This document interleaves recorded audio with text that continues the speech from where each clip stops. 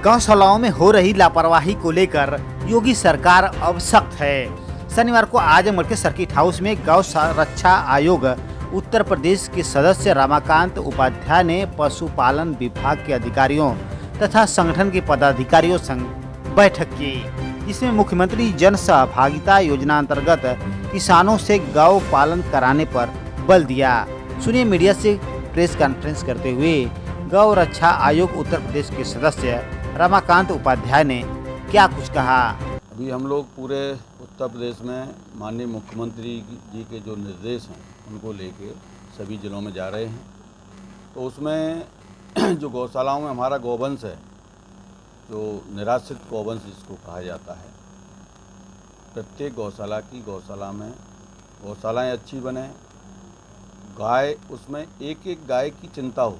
मतलब ये नहीं है कि गौशाला है उसमें 10 गाय पड़ी हुई हैं, उनकी कोई ध्यान नहीं है, कमज़ोर है, एक एक गाय की चिंता।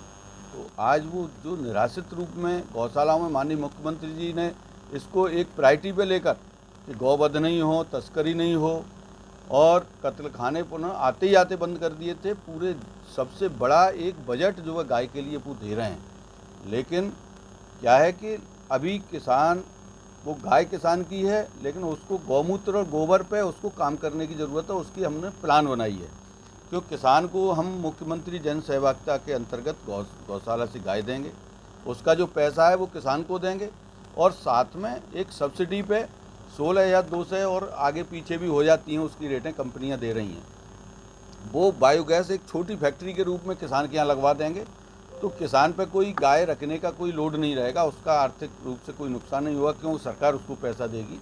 लेकिन जैसे ही बायोगैस उसके घर में लगेगा तो एक छोटी फैक्ट्री उसके स्थापित हो गई, तो उसको गैस मिलने लगेगी, उसको सिलेरी के रूप में उसको खाद मिलने लगेगी और गौमूत्र के रूप में उसको यूरिया मिल जाएगी।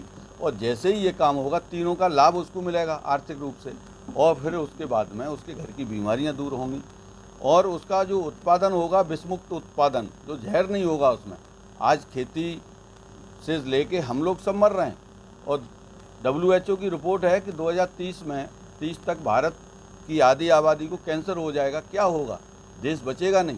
तो केवल और केवल जो हमारी गौ माता है उसको लेके हम इस तरह से काम करेंगे तो हमारी खेती भी बचेगी, ज़मीन बच जाएगी, जल बच जाएगा, पर्यावरण बच जाएगा और इसको बचाते बचाते सरकार को भी वो किसान बचा देगा जब गौ माता उस किसान के घर पहुंच जाएगी। क्योंकि एक बोरी DAP जब किसान अपने खेत में डालता है तो 2421 रुपये सरकार उसको सब्सिडी देती है।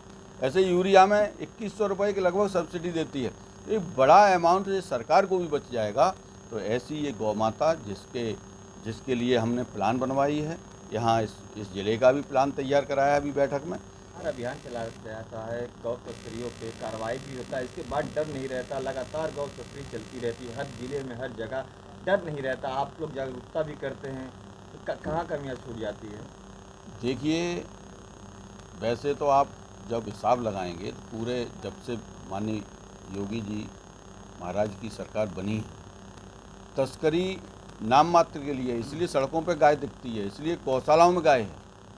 आज हम 14 लाख गायें तो पूरे उत्तर प्रदेश में संरक्षित किए हुए हैं, फिर भी सड़क पर गाय दिखती है क्योंकि कसाई उनको ले जा नहीं पाते। लेकिन फिर भी कुछ इस तरह के दुष्ट प्रवृत्ति के लोग हैं जो मौका पाते ही, जहां उनको मौका लगता है तो एक आध इस तरह की घटनाएं करते हैं। तो लेकिन हमारी सरकार, हमारे अधिकारी उन पर तुरंत कार्रवाई करते हैं और कहीं इस तरह की बात आती है उनको तुरंत। अभी गोवर्धन में एक घटना हुई, 11 लोगों को तुरंत जेल भेजा गया और 60 लोगों के खिलाफ FIR हुई। जगह जगह हापुड़ में ऐसी ही घटना हुई, तो वहाँ भी हमने कार्रवाई पूरे प्रदेश में हम लोग करा रहे हैं। कहीं कोई इस तरह की बात आती है तो ऐसे दुष्टों को, ऐसे जो तस्कर हैं गाय के प्रति इस तरह के काम करेंगे तो किसी को बख्शा नहीं जाएगा और सरकार इस पर पूरे सख्त कदम उठा रही है और हर समय तैयार है इस पर।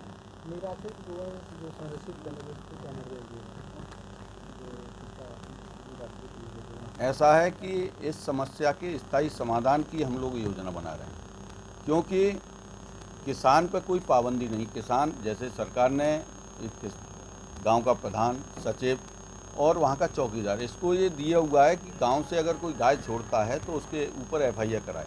लेकिन कोई भी कहीं पे भी आपने नहीं देखी होगी, कोई FIR कराता नहीं है।